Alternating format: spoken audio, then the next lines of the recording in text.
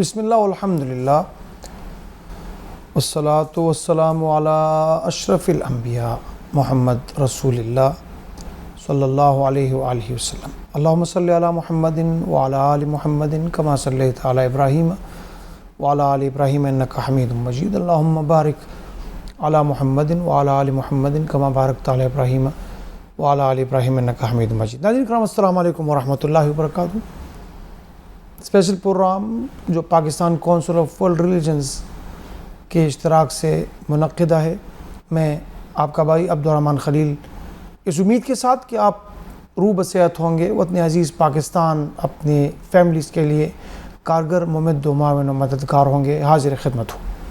ناظرین کرام، ایک سیریز ہم چلا رہے ہیں کہ دنیا ورلڈ وائڈ ویب میں ایک لڑی میں پرو گئی ہے۔ اب اس دنیا کے تقاضے شاید کچھ اور ہے۔ اس کے انوائرمنٹل چینجز کے متعلق ہم نے آپ سے بات کی ہے، ماہرین کو بلائے ہے۔ ہم نے بحیثیت اشرف المخلوقات کے اس دنیا میں اپنا حصہ کس طرح ڈالنا ہے، آسمانی رشد و ہدایات کیا ہے، اس بارے میں مذہب کیا کہتا ہے، ہمارے جو روایات ہے وہ کیا کہتی ہے، اور اس دنیا کو گل و گلزار کرنے میں ہم بحیثیت انسان جو کہ اللہ سبحانہ و تعالیٰ کے تخلیقات کا شاہکار اعظم ہے، اپنا کردار کس طرح نبھا سکتے ہیں۔ میں اسٹوڈیو میں بہت ہی محترم دوستوں کے ساتھ اور لیڈرز کے ساتھ یہاں پہ موجود ہوں، ان کا تعارف کروں آپ سے۔ ہمارے پہلے مہمان ڈاکٹر حافظ محمد انعام اللہ صاحب ہیں۔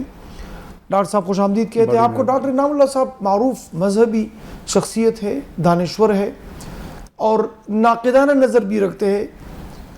آپ IER ڈپارٹمنٹ کے ڈائریکٹر ہیں پشاور یونیورسٹی کے۔ ان سے ہم پوچھیں گے کہ انوائرمنٹل چینجز کے بارے میں اسلام کیا کہتا ہے۔ آپ کو خوش آمدید کہتے ہیں۔ ہمارے دوسرے مہمان جو ہمارے رفیق کار بھی ہے، معروف سائنٹسٹ ہے، پروفیسر ڈاکٹر محمد نفیس صاحب۔ آپ چیئرمین ہے انوائرمنٹل سائنسز ڈپارٹمنٹ، یعنی شعبہ ماحولیات کے سربراہ ہے پشاور یونیورسٹی کے۔ آپ خوش آمدید کہتے ہیں۔ ہمارے تیسرے مہمان ہمارے فیتھ فرینڈ بھی ہے جناب ہارون سربدیال صاحب۔ آپ فیتھ لیڈر بھی ہے اور انوائرمنٹل جو اسپیشلسٹ کے طور پہ آپ کا کردار آپ کے سامنے ہے۔ خوش آمدید کہتے ہیں۔ بہت بہت شکریہ۔ ڈاکٹر حافظ انعام اللہ صاحب، جیسے کہ میں نے اپنے تمہید میں ناظرین کو بتایا کہ دنیا اب ایک ہو گئی ہے۔ اب حضرت انسان کے اس دنیا میں اس کو چلانے میں بہت بڑا کردار ہے۔ ہم یہ کہتے ہیں کہ اسلام کمپلیٹ کوڈ آف لائف ہے، یعنی دنیا زندگی کے تمام شعبہ جات پہ اسلام نے بات کی ہے، جناب رسول اللہ صلی اللہ علیہ وسلم نے بات کی ہے۔ آپ کیا کہتے ہیں کہ اسلام نے انوائرمنٹ کے بارے میں، ماحولیات کے بارے میں کیا فرمایا ہے؟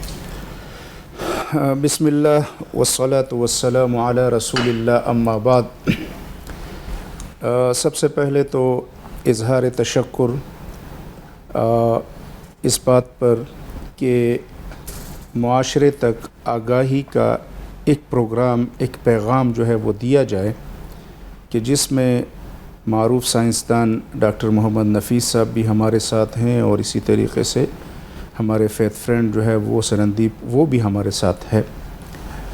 بنیادی طور پر اس وقت میرے ذہن میں قرآن کریم کی ایک آیت آ رہی ہے کہ اللہ فرماتے ہیں وَلَقَدْ كَرَّمْنَا بَنِي آدَمَ وَحَمَلْنَاهُمْ فِي الْبَرِّ وَالْبَحْرِ وَرَزَقْنَاهُمْ مِنَ الطَّيِّبَاتِ وَفَضَّلْنَاهُمْ عَلَى الْعَالَمِينَ۔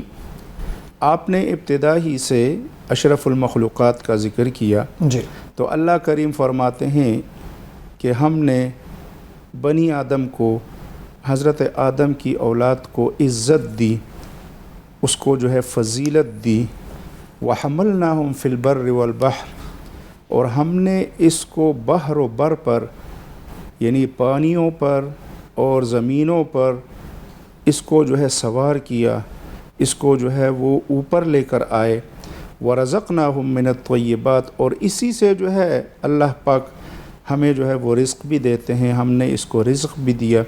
وَفَضَّلْنَاهُمْ عَلَى كَثِيرٍ مِّمَّنْ خَلَقْنَا تَفْضِيلًا، اور اللہ پاک نے حضرت انسان کو فضیلت دی، عزت دی، اشرف المخلوقات بنایا، اس دنیا کو انسان کے لیے مسکن بنایا۔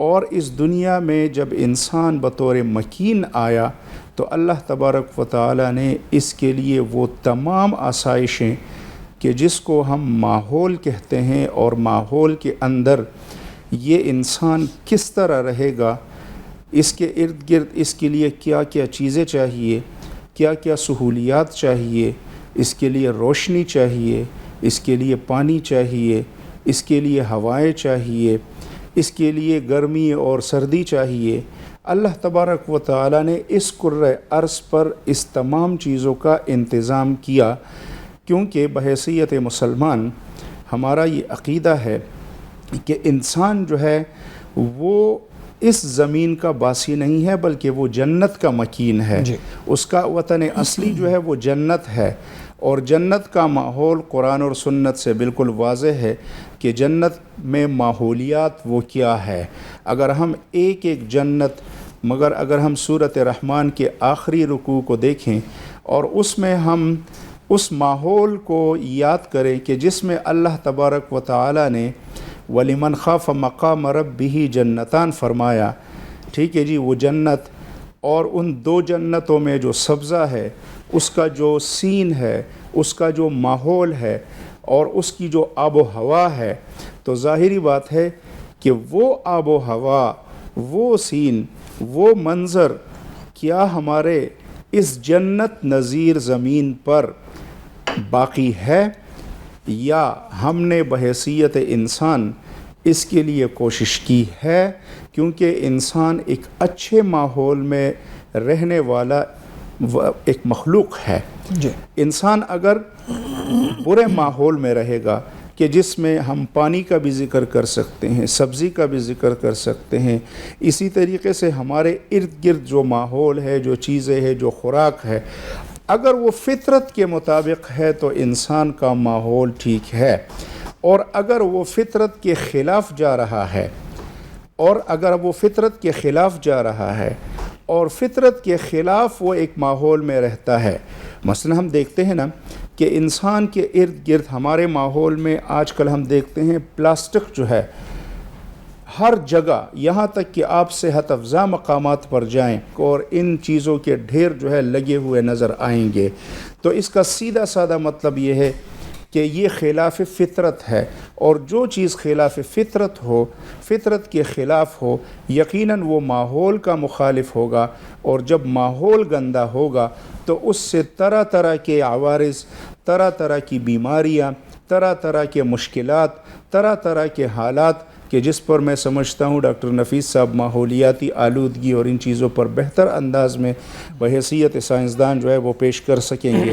تو ظاہری بات ہے کہ جب انسان فطرت سے نکلتا ہے، اپنے ماحول کو خراب کرتا ہے، تو پھر انسان جو ہے اس نتیجے پر جاتا ہے کہ ہمارے ارد گرد جتنی بیماریاں ہیں، آپ نے سنا بھی ہوگا، پڑھا بھی ہوگا کہ رسول اللہ صلی اللہ علیہ وسلم کے دور میں مدینہ منورہ میں ایک طبیب آ گیا تھا، وہ طبیب ادھر کئی عرصے رہا لیکن اس کو مریض نہیں ملا، ٹھیک ہے جی، وہ کیوں نہیں ملا؟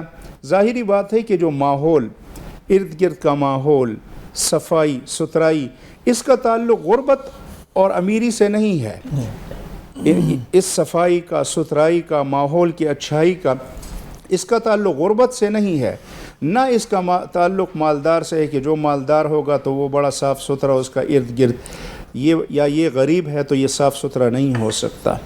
یہ معاشرے کے ہر فرد کے لیے لازم ہے، اور اسی سے ہم بیماریوں سے بچ سکتے ہیں، برے ماحول سے بچ سکتے ہیں، ہماری عمروں پر اس کا اثر ہے، غذاؤں پر اس کا اثر ہے، اس دھرتی پر اس کا اثر ہے۔ اور آج کل ہم دیکھتے ہیں کہ بے موسم تبدیلیاں آ گئی ہے، موسمیاتی تبدیلیاں، ہم دیکھتے ہیں کہ آج ہمارے پاس دیکھیں سردی کا دورانیہ جو ہے وہ لیٹ ہو گیا ہے، پہلے ستمبر کے 15 سے سردی ہو جاتی تھی، اب جا کر نومبر کے آخر تک اور دسمبر کے شروعات تک جو ہے وہ سردی وسع نہیں ہوتی۔ اسی طریقے سے ہمارے جو گرمی کے اوقات ہے اس میں بھی تبدیلی آ گئی، بارشوں کا سلسلہ جو ہے وہ اس طرح شروع ہو گیا ہے کہ جو ہم سمجھتے ہیں کہ وہ بارشیں موسم کے مطابق نہیں ہے۔ تو یہ تمام چیزیں ہیں کہ جو ان تمام چیزوں کی ذمہ دار ہے کہ انسان نے اپنے ماحول کو جو ہے وہ گندا کیا۔ اور کچھ اس کی وجہ سے جو ہے تبدیلیاں رونما ہو رہی ہیں. جی ڈاکٹر حافظ انعام اللہ صاحب، میں پھر آپ کے پاس آؤں گا. میں نے آپ کو انٹرپٹ سے نہیں کیا کہ بہت آپ نے بہترین انداز میں جو روٹ کازز تھی اس پہ بات کی. ڈاکٹر نفیس صاحب، ہم آپ کو جب دیکھتے ہیں کہ فیس بک وغیرہ پہ کہ آرگینکلی آپ جو پروسیسنگ اپنے گھر میں کرتے ہیں اور شعبہ ماحولیات کے سربراہ کی حیثیت سے بھی آپ کا بہت بڑا کردار ہے، کہتے ہیں کہ پانی آنے کی بات کرتے ہو، دل دکانے کی بات کرتے ہو، ہم نے 6 دن سے منہ نہیں دھویا، تم نہانے کی بات کرتے ہو. ہمارا واٹر جو ڈرنکنگ واٹر ہے وہ کنٹیمنیٹڈ واٹر میں تبدیل ہو گیا ہے، یعنی آلودہ ہو گیا ہے. میں چاہوں گا آپ کلائمیٹ چینج پہ تھوڑی سی بات کریں. پانی کے حوالے سے خصوصاً کہ بہت بڑی ایک وبائی صورت اختیار کر چکا ہے، ہمارا پینے کا پانی ناپید ہو گیا ہے، کیا فرمائیں گے؟ بہت بہت شکریہ سر. ماحول کو میں پہلے یہ جو کلائمیٹ چینج ہے اس کو تھوڑے سا آسان الفاظ میں بیان کر دوں. جی. اکثر ہم کہتے ہیں کہ گلوبل جو ٹمپریچر ہے اس میں 1.5 ڈگری سینٹی گریڈ کا اضافہ ہوا ہے، تو یہ ہمیں بہت معمولی لگتا ہے کہ 1.5 تو کچھ بھی نہیں ہے، ہم تو گرمیوں میں ادھر 55 اور 45 پر جاتے ہیں. یہ اصل میں ہمارے پاس 3 ٹمپریچرز ہیں. جو ہم ٹمپریچر کی بات کرتے ہیں نا، 3 ہے. ایک ہمارے پاس روزانہ کا ٹمپریچر ہے، صبح ایک ہوتے ہیں شام الگ ہے، یہ ایک ٹمپریچر ہے جس کو ہم الگ معنی دیتے ہیں. ایک ہمارے پاس سیزنل ٹمپریچر ہے، یعنی سردیوں میں ایک، بہار میں دوسرا، خزان میں تیسرا، گرمیوں میں آدھا، یہ سیزنل ٹمپریچر ہے. اور ایک ہمارے پاس تیسرا ٹمپریچر ہے جو کہ پورے گلوب کا ایک ایوریج ٹمپریچر ہم کیلکولیٹ کرتے ہیں. جی. تو سیزنل ٹمپریچر ٹھیک ہے 10 اور 15 بھی رہتا ہے اور 30 اور 40 بھی رہتا ہے گرمیوں میں. جو گلوبل ٹمپریچر ہے جو ہم نے کیلکولیٹ کیا ہے وہ 15 ہے، 15 degree centigrade global average temperature جس کو ہم کہتے ہیں، اور یہ فکس رہتا ہے. یہ باقی تو چینج ہوتے رہتے ہیں، لیکن یہ جو 15 ڈگری سینٹی گریڈ ہے یہ فکس رہتا ہے اور یہ اس سے زیادہ نہیں ہونا چاہیے. یہ جو اضافی کی بات ہم کرتے ہیں 1.5 ڈگری سینٹی گریڈ، یہ اس 15 والے میں ہم کرتے ہیں. یعنی ہمارا ٹمپریچر اس وقت 16.5 ڈگری سینٹی گریڈ بڑھ گیا ہے، جس کی وجہ سے جس طرح ڈاکٹر انعام صاحب نے سارے مسائل کا ذکر کیا کہ یہ ہمارے پاس مختلف مسائل آ رہے ہیں. جی. اور یہ جو چینج ہے یہ بھی بہت ریسنٹ ہے. مثلا یہ نہیں کہ ہمارے 1000 سال ہو گئے کلائمیٹ چینج کیا، 100 سال ہو گئے یا سال ہو، تقریباً یہ کوئی 50 سال یا 60 سال، اور اگر بہت دور جائے تو 1 صدی. تو یہ ہمارے پاس یہ 3 اوتار میں ہمارے پاس یہ چینج آیا ہے. 70 کی دہائی میں بہت زیادہ دور نہیں جاتے، 70 کی دہائی میں ہم بات کرتے تھے اپنے ڈپارٹمنٹ میں، ہم یا اس پر ریسرچ کرتے تھے گرین ہاؤس ایفیکٹ پر. جی. یا ہم بات کر رہے تھے گرین ہاؤس گیسز کی. یعنی ہم کہہ رہے کہ یار دنیا میں ٹمپریچر زیادہ ہونے والا ہے، لیکن زیادہ نہیں ہوا تھا. پھر 80 کی دہائی میں ہمارے پاس ایک اور اصطلاح استعمال ہونے لگی جس کو ہم کہتے ہیں گلوبل وارمنگ. جی. اور گلوبل وارمنگ اس لیے آیا کہ ہم ٹروپوسفیئر سے اوپر چلے گئے اسٹریٹوسفیئر میں، اور ہم نے اوزون کو چیرنا شروع کیا، جس کی وجہ سے الٹرا وائلٹ ریڈیشن یہاں پر آ گئی. تو 2 چیزیں مل گئی اور اس کو ہم نے ایک نیا نام دیا جس کو کہتے ہیں گلوبل وارمنگ. پھر یہ 90 کی دہائی کے بعد اور 2000 کے درمیان ایک اور ڈیولپمنٹ ہوئی اور اس کو ہم نے کلائمیٹ چینج کا نام دیا. اس کی وجہ یہ تھی کہ ہم نے نیچے زمین پر مزید کمپلیکیشن پیدا کی. ہم نے فارسٹ کتنا تباہ کیا، ہم نے پانی کے ساتھ کیا کیا، ہم نے زمین کے ساتھ، یہ سب جب سالڈ ویسٹ اور یہ ہوائی فضائی آلودگی یہ سب جب مل گئے تو اس نے ایک اور گمبھیر شکل اختیار کی جس کو آج کل ہم کہتے ہیں کلائمیٹ چینج. پھر اس کلائمیٹ چینج کے اثرات ہمارے پاس آتے ہیں تو اس کا جو سب سے پہلا اثر آتا ہے وہ موسموں پر آتا ہے. جی. یعنی ہمارے پاس اس وقت جو ہم پشاور کے تناظر میں دیکھتے ہیں یا خیبر پختونخوا میں دیکھتے ہیں تو ہمارے پاس گرمی زیادہ ہو گئی اور گرمیوں کے مہینے زیادہ ہو گئے. جی. تو تقریباً اس سے پہلے یعنی 2015 سے پہلے یہ کوئی ہم کیلکولیٹ کر رہے تھے کوئی 15 دن دونوں طرف یہ پھیل گیا تھا. اب یہ 21 دن تک چلے گئے اور یہ مزید یہ اتار چڑھاؤ جو ہے یہ جاری ہے. اس سے پھر ہمارے پاس اس کے مختلف برے اثرات آتے ہیں، جس طرح ہم آج کل دیکھتے ہیں، ہم اسے کہتے ہیں چینج ان رین پیٹرن. یعنی جس طرح انعام صاحب نے بات کی کہ بارشوں کا سیزن نہیں ہے اور بارشیں ہو رہی ہیں. اب یہ ہے کہ 2022، 23 اور 24 یہ 3 سال میں ہم نے क्लाइमेट चेंज को बहुत वाज़ेह तौर पर देख लिया। यानी 2022 में हम कह रहे थे कि ये साल बग़ैर बहार के गुजर गया, ये अखबारों में बड़ी बड़ी सुर्खियाँ आ रही थी, क्योंकि हीट वेव चला था कोई 2-3 महीने।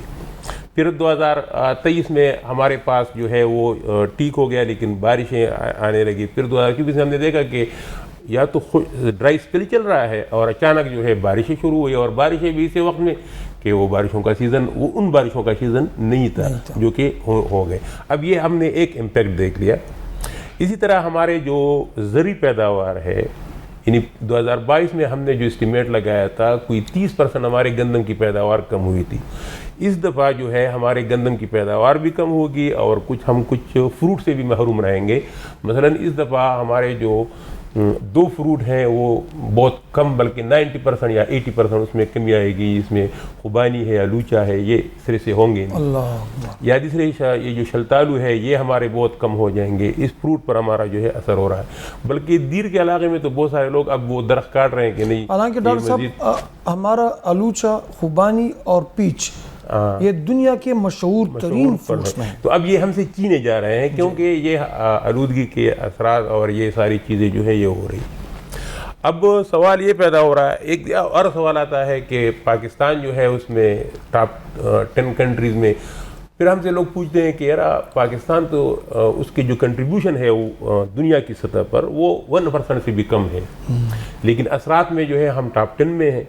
अक्सर लोग क्वेश्चन करते हैं कि ऐसा क्यों है, तो हम उसे कहते हैं कि यार हमारे पास 25% जंगलात होने चाहिए, वो 5% है।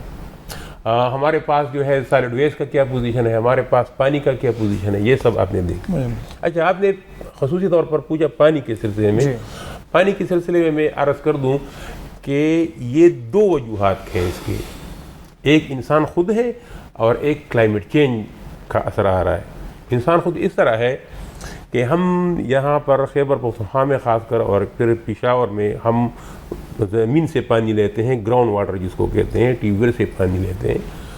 हमारी आबादी बढ़ती जा रही है और हम पानी लेते जा रहे हैं और बेतहाशा पानी लेते हैं, यानी जितना पानी हमें चाहिए हम उससे ज़्यादा लेते हैं। हां, तक ड्रिंकिंग वाटर पे गाड़ियों को धोते हैं, गाड़ी को धोते हैं, दुनिया में कहीं भी नहीं है। एग्जैक्टली। अच्छा, अब जिस हिसाब से हम पानी लेंगे उस हिसाब से हम इसको रिचार्ज भी करेंगे जी। तो रिचार्ज हमारा जो है वो नहीं है जो हम लेते हैं। हमारे पास एक जगह से अगर हम 55 लीटर पानी लेते हैं ना, तो उधर से हम 65 लेते हैं और रिचार्ज जो है वो 45 का भी नहीं करते। ये वो वजह है। अच्छा, अब ये जो रिचार्ज है ये फिर क्लाइमेट चेंज की वजह से डिस्टर्ब हो रहा है, यानी बारिशें कम हो रही हैं जिसकी वजह से रिचार्ज नहीं हुआ। लेकिन दूसरी तरफ देखें तो हमारा भी वो रोल कुछ अजीब सा है कि हमने ज़मीन को कवर किया हुआ है। अक्सर लोगों की ये खाम ख्याली है कि नीचे ज़मीन में जो है एक समंदर है और फिर इससे पानी लेंगे और लेते रहेंगे और इसमें कमी नहीं आएगी। हालांकि बात इस तरह नहीं है। ये बारिश का पानी है जो ज़मीन में जाके हमें फिर मिलता है, ये कहीं और से नहीं आता। और जितना पानी हम लेंगे उतना रिचार्ज देंगे, ये हिसाब किताब चलेगा तो होगा। जो पानी की कमी है वो इस वजह से ख़ास करा रही है। फिर दूसरा ये करते हैं कि ये जब पानी लेते हैं कुआं खुश्क हो जाते हैं तो ये मज़ीद बोर गहरा कर देते हैं तो मज़ीद पानी आ जाता है। तो वो समझते हैं कि हमें तो पानी मिल गया, पानी की कमी नहीं है। अब जब आप बोर करते हैं तो क्या होता है कि आपको फिर दूसरे किस्म का पानी मिलता है, उसकी जो केमिस्ट्री है वो मुख्तलिफ होती है, तो वो पानी फिर सेहत के लिए सही नहीं होता। तो ये वो चीज़ें हैं जो कि मतलब कि क्लाइमेट चेंज और फिर उसके पानी पर और बाकी असर। जनाब हारून सफदर साहब, आप एनवायरमेंटलिस्ट भी है और एक फैथ लीडर के तौर पे आप जाने पहचानी शख्सियत है। सबसे पहले तो मैं बात करूँगा कि आप देखिए कि जहाँ पे पेशावर के आसपास हम देखते हैं मंदिरों में काफ़ी बड़े बड़े दरख्त है, बरगद के दरख्त भी, और वो एक मजहबी उसके हवाला भी है। एक फैथ लीडर के हवाले से आप क्या कहेंगे कि मज़हब जो तालीमात देता है माहौलियात को साफ़ करने में, या मज़हब की जो तालीमात है माहौलियात को इंश्योर करने में, उसको यानी बावर कराने में कि वो क्या है? बहुत बहुत शुक्रिया। मैं डॉक्टर इनाम साहब की جو بات ہے اسلام کی روحانی جو نصیحت ہے، ایڈوائسز ہیں، ان کی کنٹینیویشن میں، اور اس کا احاطہ ہم اگر وقت کی نظر سے کریں تو وہ لگ بھگ 5,500 سال سے لے کر 11,000 سال کے درمیانی جہاں پر ہمیں یہ احکامات ملتے ہیں اور جس کو ہم ایک مذہبی فالوور ہونے کے ناطے ہم پریکٹس کرتے ہیں.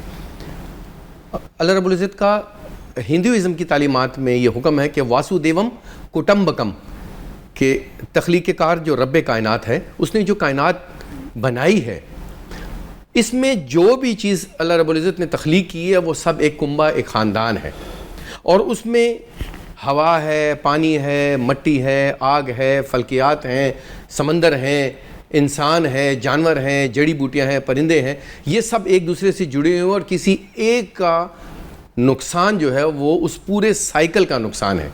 جی. اور یہ وہ سبق ہے جس طرح کے 4 کل ہیں، اسی طرح گایتری منتر ہے، اور اس میں ہمیں جو حکم ہے صبح سویرے اسنان کر کے طہارت کو یقینی بنانے کے بعد اس کو اس ایڈوائس کے جو سلسلہ ہے اس کو دہرانے کا روزانہ، تو اس میں ہے اوم دیو شانتی انت رشگم شانتی پرتھوی شانتی راپا شانتی اوشدیاں شانتی ونسپتیا شانتی وشوے دیوا شانتی برہما شانتی ریدی شانتی ساما شانتی سروگم اوم شانتی شانتی شانتی اوم. شانتی مین پیسفل.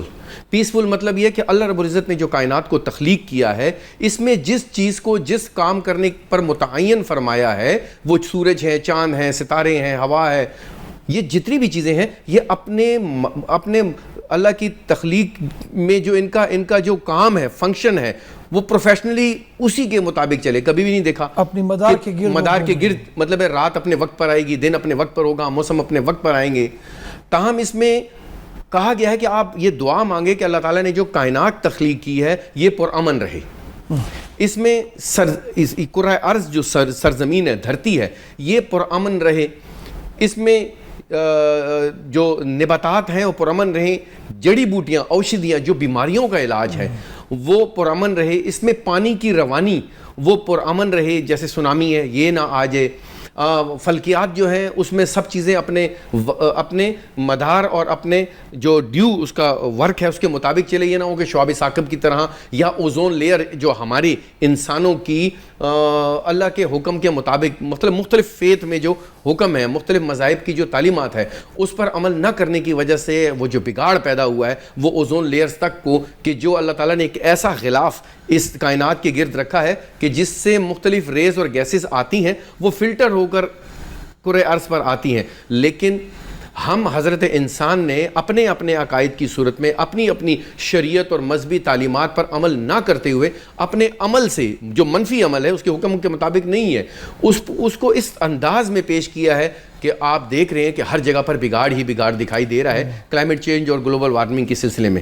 جیسے کہ آپ نے ذکر کیا پانی کی امپورٹنس کے حوالے سے، یعنی ہوا بھی ہو، مٹی بھی ہو، درخت بھی ہو، سب کچھ ہو، لیکن ان کا جو ہے ایک پائیدار رہنا ناممکن ہے جس وقت تک کہ پانی کی مقدار ان کو پراپرلی ان کو نہ ملے. اسی لیے سناتن دھرم جو کہ قدیم تاریخی جو مذہب ہے اس میں کہا گیا ہے کہ جل میو جیونم، کہ جو پانی ہے وہ زندگی ہے. اور شری رامائن جی جو ہماری شریعت ہے اس میں حکم ہے کہ آپ پانی کا دان یعنی بنا کسی معاوضے کے زیادہ سے زیادہ جہاں جہاں پانی کی ضرورت ہوتی ہے وہاں پانی دیا کریں، کھانا کھلایا کریں. باغ اور باغیچے آپ جو ہیں وہ زیادہ سے زیادہ لگائیں. پھر بیلیں جو مطلب بغیر اس کے جو چڑھتی ہیں گھروں میں، یہ حکم ہے کہ آپ اپنے گھروں میں بیلیں لگائیں، پودے لگائیں. درختوں کی مرنے کے بعد بھی پوچھا جائے گا کہ آپ نے اس کو پانی دیا، یعنی ان کی بھی دیکھ بھال کرے. کیوں کہ واسودیوم کٹمبکم، یہ اللہ کے جو خاندان ہے جس میں انسان، جانور، پرندے سب کچھ موجود ہے، یہ اس کا کنبہ ہے اور یہ قائم و دائم رہے اور ہر چیز اپنے وقت کے مطابق اپنا پراپرلی کام سر انجام دے. لیکن ہم نے چونکہ اپنا پانی کی قدر نہیں کی، اس کو ضائع بہت کیا ہے، اس کو پولیوٹیڈ اتنا کر دیا ہے کہ اس کا جو ریئل فنکشن ہے، یعنی پانی بارش کی صورت میں برستا تو ایک ہی طرح کا ہے، لیکن وہ جس جگہ پر برستا ہے، جس کنڈیشنز میں برستا ہے اور جس جگہ پر وہ پانی کے قطرے پڑتے ہیں، وہ پہاڑ بھی ہے، وہ مٹی پر بھی پڑتا ہے، وہ ریت پر بھی پڑتا ہے، وہ کنکریٹ پر بھی پڑتا ہے، وہاں پر اس کی جو سٹیٹ ہوتی ہے، اس کی جو حیثیت ہوتی ہے، اس کا منفی یا مثبت جو رجحان ہوتا ہے وہ بالکل تبدیل ہو جاتا ہے. جیسا کہ سر نے بتایا کہ پانی کا استعمال تو بہت ہے لیکن اس کو چارج ہونے کی جو ہے وہ مقدار کم ہے. اس کی بنیادی وجہ یہ ہے کہ دھرتی جو زمین کا اوپن رہنا ہے وہ اس کے چارجنگ کا سب سے بڑا اللہ تعالیٰ نے اس کو ذریعہ بنایا ہے کہ بارش برستا ہے اور زمین کے ذریعے وہ جو ہے وہ نیچے جاتا ہے, فلٹر ہوتا ہے اور پاکیزہ پانی میں امرت کی صورت میں وہ آ جاتا ہے. لیکن آج ہم نے اپنے جہاں جہاں ہم حضرت انسان آباد ہے اس کو کنکریٹ کا قبرستان بنا دیا ہے. اور سائنس نے اس بات کو ثابت کر دیا ہے کہ جب یہ ریز آتی ہیں تو فائدہ مند ہوتی ہیں اوزون لیئر سے اور گرین ہاؤس سسٹم سے نکل کر آتی ہیں, لیکن جب وہ کنکریٹ اور پہاڑوں پر جب پڑتی ہے تو وہ نائٹرس ایسڈز بھی بنا دیتی ہیں, تیزابی صورتحال بھی بنا دیتی ہے, وہ کاربن مونو آکسائڈز بھی بنا دیتی ہے, وہ اور بہت سی ایسی مضر انسانوں کے اور ٹیمپریچر میں بے تحاشا جو ہے وہ اضافہ کر دیتی ہے. یہی وجہ ہے کہ سوات کی جو پہچان تھی وہ آپ نے پتہ ہے کہ وہاں کے سیب تھے, لیکن اب وہ جو مخصوص ٹیمپریچر کے بڑھنے کی وجہ سے اب ناشپاتی جیسے آپ نے بتایا اور آڑو یہ پشاور کی پہچان تھی. اور اس آپ دیکھیں کہ کس قدر اہمیت ہے ماحولیات میں نباتات ان کا, کہ آپ پشاور میں دیکھیں آپ بیری باغ ہے بیر کے نام سے ہے, ٹھیک ہے, بٹا بیر ہے وہ بھی بیر کے نام سے ہے, پیپل منڈی آپ کو مشہور جو آپ کو مرکز ہے کاروباری وہ پیپل کے درخت کی وجہ سے ہے. اسی طرح گلبرگ کو آپ دیکھ لیں کہ گلابوں سے ہے. ایون کہ وادی پشاور جو کسی زمانے میں پشکلا 5129 سال پہلے پشکلاوتی کے نام سے یہ مشہور تھا, یعنی اس ریجن میں پانی کی اتنی بہتات تھی کہ یہاں پر بھین جس کو کہا جاتا ہے یا برسنڈے جس کو کہا جاتا ہے وہ ہندوازم میں انتہائی اہمیت کا حامل ہے, اور وہ باقاعدہ پورے براعظم ایشیا میں اس کی اور اس کے پھول اور وہ مختلف مذہبی رسومات میں استعمال ہونے کے لیے جاتے تھے. غرض کہ اللہ تعالیٰ نے ہمیں جن جن چیزوں کو اس قرۂ ارض پر اس خطے پر نوازا ہے, ہم نے جو احکامات الہی ہیں اسلام کی صورت میں, ہندوازم, کرسچینٹی, سکھ ازم اور ان کی صورت میں, وہ ہم نے اس کو صحیح معنوں میں اس کو اپلائی نہیں کیا, جس کی وجہ سے سب حالات ہمارے اس وقت جو ہے نا بہت بڑے کرائسس کی صورت میں. وقت کا تقاضا یہ ہے کہ جہاں سائنٹسٹ اپنا کردار نبھا رہے ہیں وہیں پر جو مذہبی تعلیمات ہے, اسپرچول آرڈر ہے, جو سپر نیچرل اللہ رب العزت کی ذات ہے, ہم اس کے احکامات کے مطابق جو برگزیدہ شخصیات ہے نبی پاک صلی اللہ علیہ وسلم کی شخصیت میں ہے, رام جی کی صورت میں ہے, جیزس المسیح کی صورت میں ہے, گرو نانک گردیو جی کی صورت میں, ہم ان کی زندگی پر نظر رکھتے ہوئے ان کے شعار کو ہم اپنی زندگی میں اپنائیں تاکہ یہ جو اس وقت ایک بڑی کشیدہ صورتحال جو پیدا ہوئی ہے وہ نارمل ہوتی چلی جائے اور یہ ماحول جو ہے وہ انسان دوست ماحول ہو. ڈاکٹر حافظ انعام اللہ صاحب حکیم سعید شہید رحمۃ اللہ علیہ فرماتے ہیں کہ میں نے جب فبأي آلاء ربكما تكذبان کی آیت دیکھی تو میں کسی تفسیر میں نہیں کیا بلکہ میں نے وطن عزیز پاکستان کے چپے چپے کا مشاہدہ کیا تو وہ اس کی تفسیر تھی. ہمیں چاہیے کہ جیسے ہارون صاحب نے فرمایا کہ مذہبی لیڈرز کا بہت بڑا کردار ہے. پانی کی بات ہو رہی ہے, اسلام نے پانی کے حوالے سے وَجَعَلْنَا مِنَ الْمَاءِ كُلَّ شَيْءٍ حَيٍّ یعنی زندگی کا دار و مدار پانی پہ ہے. اسلام نے کیا تعلیمات دی ہے پانی کے بارے میں؟ جس طرح آپ نے قرآن کریم کے ایک آیت کی طرف رجوع کیا کہ وَجَعَلْنَا مِنَ الْمَاءِ كُلَّ شَيْءٍ حَيٍّ أَفَلَا يُؤْمِنُونَ, اللہ کی نشانیوں میں سے ایک یہ نشانی ہے. اور جو سائیکل ہے پانی بنتا کس طرح ہے, تقسیم کس طرح ہوتا ہے, تو قرآن کریم میں بھی اس کی تفصیل ہے کہ وَهُوَ الَّذِي مَرَجَ الْبَحْرَيْنِ هَذَا مِلْحٌ أُجَاجٌ, ٹھیک ہے جی. وَمِنْ آيَاتِهِ أَن يُرْسِلَ الرِّيَاحَ مُبَشِّرَاتٍ وَلِيُذِيقَكُم مِّن رَّحْمَتِهِ وَلِتَجْرِيَ الْفُلْكُ فِيهِ بِأَمْرِهِ وَلِتَبْتَغُوا مِن فَضْلِهِ وَلَعَلَّكُمْ تَشْكُرُونَ. پانی بنتا کس طرح ہے, ہوائیں اس کو اڑا کر کہاں لے جاتی ہے, وہاں پر وہ برف کی صورت میں بارش کی صورت میں برستی ہے. اونچائی پر جو ہے قدرتی فریزر لگے ہوئے ہیں اللہ, اور وہ جو ہے پھر آہستہ آہستہ زمین پر اوپر جو شریانی نظام ہے, نیچے جو وریدی نظام ہے, ٹھیک ہے جی, وہ تمام جو ہے تمام دنیا میں پھیلتا ہے. چلتے چلتے چلتے وہ سمندر پر پہنچتا ہے اور سمندر سے پھر ایک بھاپ کی صورت میں اٹھتا ہے, ہوائیں اس کو اڑا کر لے جاتی ہے. یہ تمام چیزیں جو ہے قرآن کریم میں جگہ جگہ جو ہے بہت واضح انداز میں بیان کی ہے. جہاں تک پانی ہے ہمارے معاشرے میں, ڈاکٹر صاحب نے کہا کہ ہم پیتے ہیں, استعمال کرتے ہیں, لیکن اس کو چارج نہیں کرتے, ٹھیک ہے جی. یہی مسئلہ اگر ہم دیکھیں تو ہم نے پانی کے استعمال کو بہت زیادہ غیر ضروری بنا لیا ہے. بلکہ ہم تو یہاں کہتے ہیں کہ ہمیں جی ڈاکٹر حضرات کہتے ہیں, شاید وہ اپنے علم کے مطابق صحیح ہو, کہ روزانہ جی 15 گلاس پانی پئیں یا 12 گلاس پانی پئیں یا 1 لیٹر پانی پئیں. لیکن دوسرے سائڈ پر اگر ہم دیکھتے ہیں تو رسول کریم صلی اللہ علیہ وسلم ان کی زندگی میں پانی کا جو استعمال فقہ کی کتابوں میں بھی ہے کہ آپ صلی اللہ علیہ وسلم نے کم سے کم پانی پر وضو کیا اور حتیٰ کہ 1 لوٹے پانی پر آپ صلی اللہ علیہ وسلم نے غسل فرمایا. اسی طریقے سے ان کی زندگی میں دیکھیں تو کم سے کم مثلا اس وقت جو فوجی تبوک میں گئے تھے، غزوہ تبوک کے موقع پر ہزاروں میل وہ گئے تھے، تو ان کے پاس کتنا پانی تھا اس کو بھی چھوڑے. یہاں پر آپ آ جائیں کہ ایک فوجی جوان کو جب وہ میدان جنگ اور میدان جہاد میں ہوتا ہے تو ہم دیکھتے ہیں کہ کیا اس کے پاس پانی کے ٹپکے ہوتے ہیں؟ نہیں، اس کو 1 لیٹر یا اس سے کم پانی وہ دیا جاتا ہے اور اسے کہتا ہے کہ آپ نے کم از کم 24 گھنٹے یا 18 گھنٹے اس پانی پر گزارنے ہیں. اس کا مطلب یہ ہے کہ آپ کو بہت زیادہ پیاس لگے تو آپ ایک گھونٹ لے لیں تاکہ آپ کے عرق، آپ کے رگے جو ہے وہ تازہ رہیں.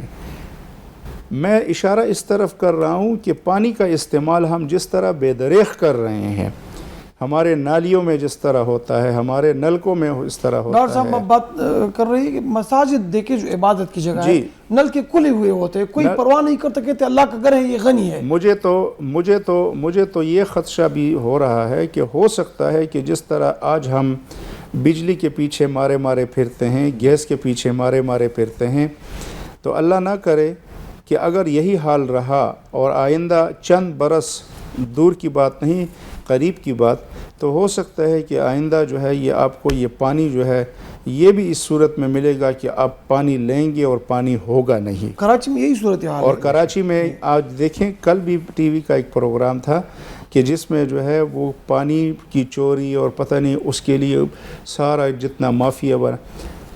اسی لیے پانی کو اللہ کی ایک نعمت سمجھ کر اس کا صحیح استعمال کیا جائے، اس کو جو ہے وہ صحیح طریقے سے جو ہے اس کو استعمال کیا جائے. ارد گرد کے ماحول کو، ہمارے ہاں ماحول جو ہے اتنا گندا ہو چکا ہے کہ ہم نالیاں ماحول سے ہم نے ماحول بنا لیا ہے، بلکہ یہاں تک ہو گیا ہے کہ اگر ہمارے ہاں یہ سیلابی صورتحال جو پیدا ہو جاتی ہے تو اکثر علاقوں میں یہ آوازیں اٹھتی ہے کہ جی نالیوں کو بڑا کر دے، نہروں کو بڑا کر دے. نہروں کو بڑا کرنا نہیں ہے، نالیوں کو بڑا کرنا نہیں ہے، بلکہ نالیوں کو صاف کرنا ہے. اور جب نالی صاف ہوگی تو اس پر ٹنوں کے حساب سے جو ہے پانی وہ گزر سکتا ہے. لیکن دوسرا یہ کہ ہمارے ہاں پانی کی جو سٹوریج ہے اس پر بھی ہمیں سوچنا چاہیے. ہمارے جنوبی اضلاع جو ہے، اگر ہم اس طرف چلے جائیں اپنے ریگستانوں میں تو وہاں پانی کی قدر و قیمت کا اندازہ جو ہے وہ ہو جاتا ہے. سوات جیسا علاقہ جس طرح انہوں نے ذکر کیا کہ اب وہ علاقہ نہیں رہا کہ جہاں پر جو ہے پانی کی وجہ سے ایک خوبصورتی ہوتی تھی. لہٰذا یہ تمام چیزیں جو ہے یہ ہو سکتا ہے کہ ہماری زندگی میں نہ ہو، لیکن یہ آئندہ نسلوں کے لیے ابھی سے سوچنا ہے اور اس کو ہم اپنے تعلیم میں لے آئیں، نصاب کا حصہ بنائیں. اس پر جو ہے اسکول میں آگاہی مہم ہو. اسی طریقے سے نصاب کے ذریعے سے ہر طالب علم کو آسانی کے یہاں ہمارا جو ٹی وی پروگرام ہے یہ بنیادی طور پر بہت زیادہ سمجھدار لوگوں کے لیے نہیں بلکہ یہ عوام الناس کے لیے ہے. ان سے ان کی زبان میں بات کی جائے اور ان کو سمجھایا جائے کہ آخر اس مسئلے کا حل جو ہے وہ کیسے نکل سکتا ہے اور ہم اپنے آپ کو جو ہے ان مسائل سے کیسے بچا سکتے ہیں. کیونکہ اگر ہم اس مسائل سے اپنے آپ کو نہ بچا سکے تو یہ جتنے کنڈرات تھے، ہمارے تاریخی ورثہ ہے، یہ کبھی بڑے بڑے شہر ہوا کرتے تھے. اب وہ کھنڈرات ہے. کیوں؟ پانی کی وجہ سے.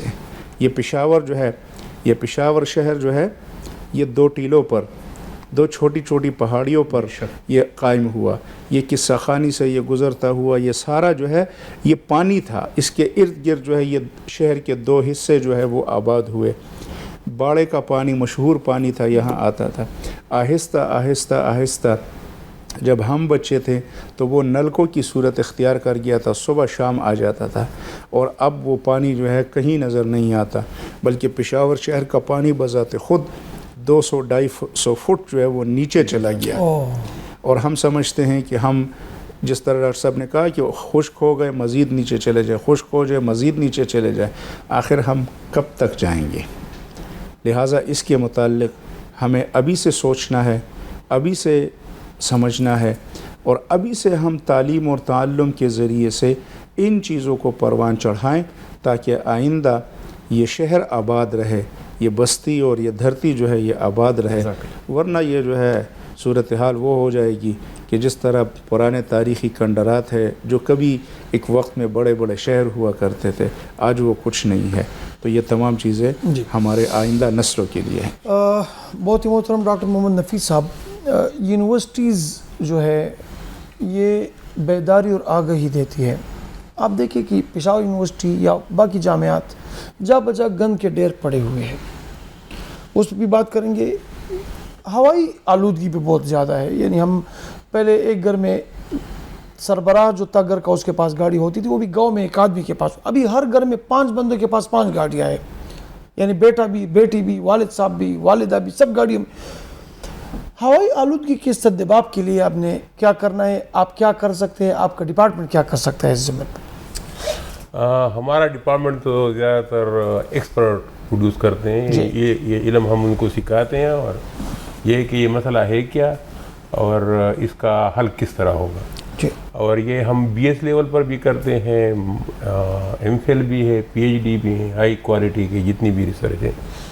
اور ہم تو تقریباً خیبر پختونخوا میں جتنے بھی مسائل ہیں، چاہے پانی سے ریلیٹڈ ہو، چاہے سالڈ ویسٹ سے ہو، چاہے انڈسٹری سے ہو، میونسپلٹی سے ہو، جو بھی یہ سارے ہم جو ہیں کر رہے ہیں، اور اس پر ہمارا الحمدللہ کام جاری ہے۔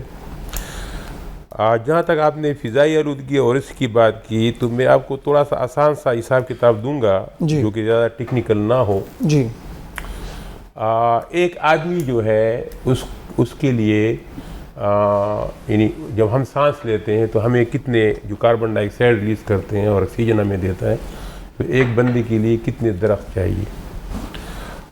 ہمارے پاس ایک بندے کے لیے جو ہے 4 درخت جو ہیں وہ ریکوائرڈ ہیں، اور اس وقت پاکستان میں 5 ہیں، یعنی ایک درخت زیادہ ہے جو کہ ہمارے انسانوں کا جو کے لیے کافی ہوگا۔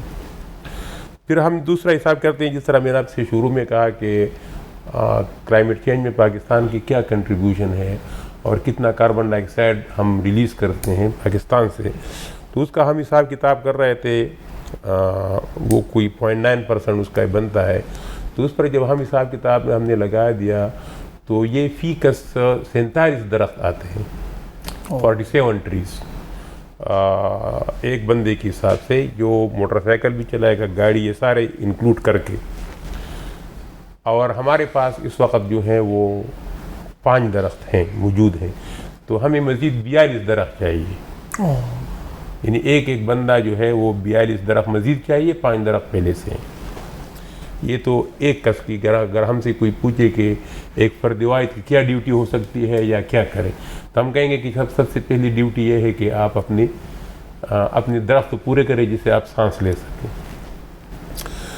اس کے علاوہ جو ہمارے پاس پھر مزید اس کے ریلیٹڈ جو ایشوز ہیں کہ اگر پاکستان کی سطح پر ہم کیا کریں، یا حکومتی ادارے کا اس کا کیا رول ہے۔ پاکستان میں اس وقت جو ہے کوئی 4% سے کم فارسٹ ہے، یہ مطلب کہ آج سے 10-15 سال پہلے یہ 5% تھا۔ جب ہم پڑھتے تھے تو ہم کتابوں میں ہمارے پاس ڈیٹا تھا کہ 5.4% درخت فیصد جنگل ہے، ابھی وہ کم ہوتے ہوتے وہ کوئی 3% سے کم آ گیا۔ تو دوسرا یہ ہے کہ فضائی آلودگی اور کلائمیٹ چینج دونوں سے مشترکہ طور پر ہمیں جس چیز کو جو چیز بچا سکتی ہے تو وہ پلانٹیشن ہے، اور ہمارے پاس جو انٹرنیشنل مطلب کہ جو سٹینڈرڈ ہے کہ ایک ملک میں کتنا درخت ہونے چاہیے، تو وہ 25% ہے۔ 25% ہمارے پاس درخت جو ہے وہ ہونے چاہیے۔ اس میں انڈیویجول بھی رول پلے کرے گا اور اس میں حکومت بھی۔ پھر یہ ہے کہ اکثر ہم جب درخت لگانے پر پڑ جاتے ہیں تو اپنے گھر میں لگاتے ہیں، اپنے کھیت میں لگاتے ہیں۔ جو کلائمیٹ چینج کو ہم ایڈریس کریں گے تو ہم یہ کھیتوں والے درخت پھر نہیں چلیں گے، جی ہمیں ایڈریس کرنے ہوں گے ہمارے جو پہاڑ ہیں، جو رینج لینڈز ہیں، جو کھلے میں جگہ ہیں، وہ ان جگہوں کو ہم ایڈریس کریں گے، کیونکہ ہم نے درخت اتار لیے، پہاڑوں سے اتارے ہیں، نیچے ہموار جگہ پر لگائے، تو اس کا کلائمیٹ چینج میں کوئی وہ رول نہیں آ رہا. مطلب کہ ہم نے اپنے ارد گرد ماحول تو خوشگوار کر لیا، لیکن یہ ہے کہ اب اس کا جو ہمیں کلائمیٹ چینج میں اس نے جو کرنا تھا وہ نہیں کر رہا. نہ سائل ایروجن رک رہی ہے، نہ گلیشیئر ملٹنگ رکی جا رہی ہے، نہ لینڈ سلائڈنگ روک سکتے ہیں. تو ہمیں جو ٹارگٹ کرنا ہے دوسرے لیول پر، تو وہ ہمارے پاس جو ہے وہ ہمارے پہاڑ ایسے علاقے ہیں جس کو ہم نے کرنا ہے. ابھی ہمارا ایک پروگرام چل رہا تھا، یہ جو ہے کہ کلائمیٹ چینج میں سب سے بڑا جو نقصان ہوگا یا سب سے جو ولنریبل ایریاز ہیں وہ ماؤنٹینس ایریاز ہیں، یا یہ ہے کہ ہماری جو نادرن خیبر پختونخوا ہے، پشاور سے اوپر سوات اور کالام وغیرہ، ہمارے پاس پاکستان میں ولنریبلٹی یہ ہے کہ 7,000 سے زیادہ ہمارے پاس گلیشیئرز ہیں. 7,000 میں سے 300 گلیشیئر ایسے ہیں کہ وہ اب لیک میں تبدیل ہو چکے ہیں، میلٹ ہو چکے ہیں 300 سے زیادہ. اور اس میں کوئی 25-30 ایسے ہیں کہ جو ہم پر کسی بھی وقت کھل سکتے ہیں. مثلا اگر وہ تو جھیل ہے، لیکن یہ کہ اگر معمولی زلزلہ آیا یا اگر کوئی ایروجن آ گئی اور اس کا کوئی ایک طرف کھل گیا تو وہ ہم پر ایک دم آ جائے گی، یعنی تباہی کے دہانے پہ ہے. ہاں، تو یہ ہمارے پاس یہ ہے کہ ہماری ولنریبلٹی روز بروز بڑھتی جا رہی ہے. اور ہم یہ کہتے ہیں کہ کلائمیٹ چینج میں ہم اپنا کردار ادا کریں، تو پھر یہ ہے کہ یہ پھر ہم ایسی تباہی سے ہمارا سامنا ہو سکتا ہے. ہم اپنی سالڈ ویسٹ کو جس طرح حافظ صاحب نے بات کی، پلاسٹک اور اس طرح ہم یہ کم کر سکتے ہیں. انڈیویجول جو ہے وہ کیا کر سکتا ہے؟ پانی کم کر سکتے ہیں، پانی کا مقدار ہم استعمال جو ہے وہ کم کر لیں. ہم سالڈ ویسٹ جو پروڈیوس کرتے ہیں وہ کم کریں، پلاسٹک کی مقدار دور کریں. اپنے لیے کم از کم اپنے لیے جو ہمارے پاس 5 درخت ہمارے سانس کے لیے چاہیے ایوریج سائز کی، وہ ہم لگا لیں. تو اسی طریقے سے ہم پھر کسی حد تک ہم اس پر قابو پا سکتے ہیں. نہیں تو پھر نہیں ہوگا. ہارون صفدر صاحب، درخت کی اہمیت پہ ڈاکٹر محمد نفیس صاحب نے بات کی. میں گزارش کر چکا ہوں ناظرین کو کہ آپ کے تو مذہب بھی جی اس میں بھی لگ بھگ، اگر ہماری مطلب اسپرچول آرڈر جو کہ قدیم دور سے جو شروع ہوتا ہے، اگر وہاں سے اس کی امپورٹنس دیکھیں تو لگ بھگ ہزاروں لاکھوں درخت ہیں، لیکن اس میں 22 ایسے ہیں کہ جس کو پوجا کی تک اہمیت دی گئی ہے.